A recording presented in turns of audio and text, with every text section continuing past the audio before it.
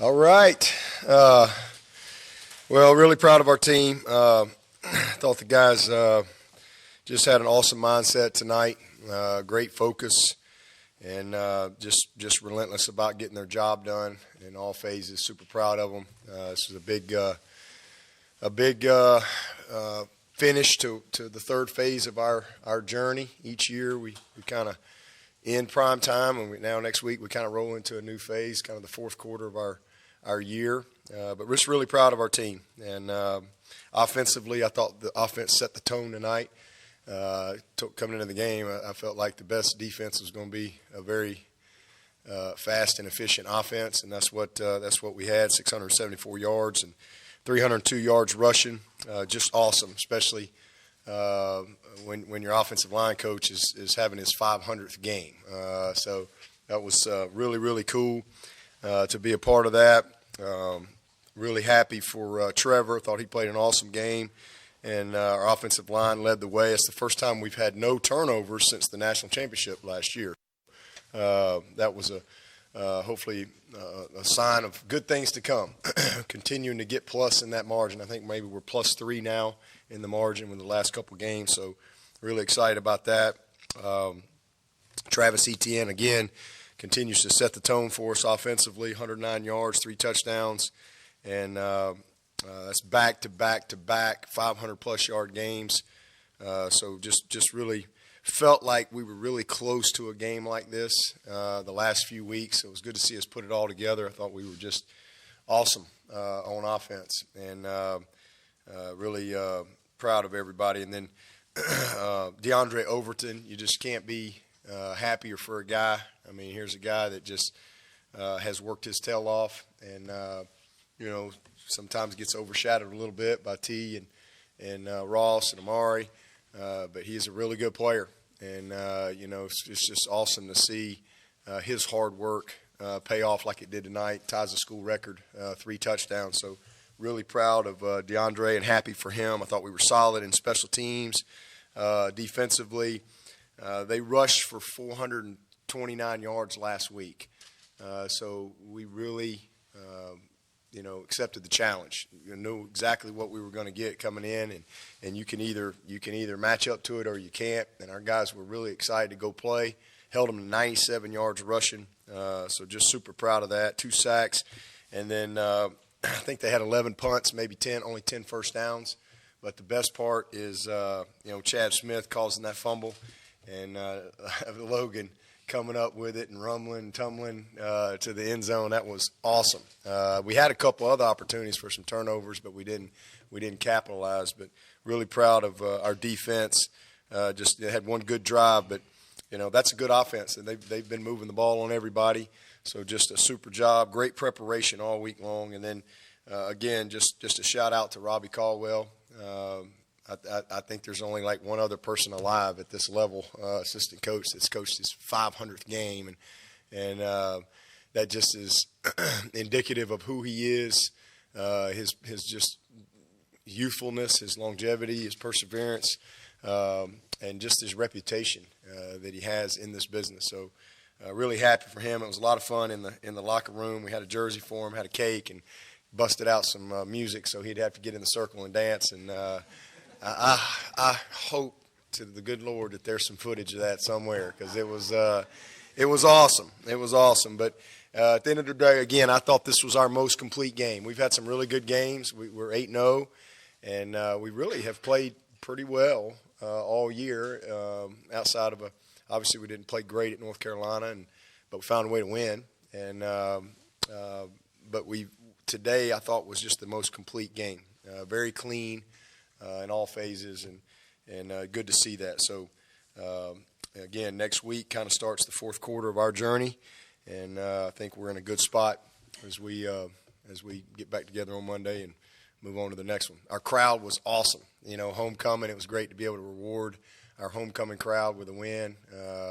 Just great energy on campus all week. I just appreciate our students. It's so much fun to see all the activity and the school spirit, with the floats and going out Wednesday night, and our players being able to go take pizzas. It was a lot of fun to be a part of that. So a great week. fun game, and good momentum for us going into next week. Did y'all think that their size, like at linebacker and DB, made it a matchup advantage for you guys to make it a space game and sort of isolate you? Well, I just think it was more our speed, not necessarily size. They're not quite as big inside as they've been, but they're still Boston College, and but we felt like that we matched up well outside, and we definitely wanted to get the ball into space, and we thought that and just mix it up, keep them off balance. We moved the pocket. We had a lot of play action early. The key was getting the running game going early, and then everything kind of came off of that with some play actions on first down. We had a couple nakeds, and mixed in some really effective screens as well. So just some of our biggest plays just came after the catch, yards after the catch, and so just the speed and quickness of our guys, we did feel like that was an advantage for us. But they're still a well-coached, well-coordinated group over there, but not quite as big inside as they've been, but still, 290-pounders in there. Coach, how rare is it from a play calling standpoint just to be able to really do whatever you want offensively? I think we were 5 touchdowns in a field goal on your first 6 possessions. Yeah, well, that's what we're capable of. When we're in rhythm and we're efficient and we're not having penalties and turnovers and missed opportunities. We made the layups. We just really were a very focused group today, and 11 guys. I mean, it was just rare that we had a hiccup. And so it was exciting to be a part of that energy, and I think it's just great. It's great they know what they can do. It's great for their confidence, and it was awesome to see Trevor have a great game. We moving forward. About the job the defense did outside of Dillon, who's going to get his yards and his rushes. They seem to have taken all the eye candy that offense is famous for showing, and kind of erased it and washed it out. Yeah, a lot of discipline on the play action, and we did a good job. They got us one time on the tight end on the backside, and I was really pleased that we covered the throwback down there in the red zone.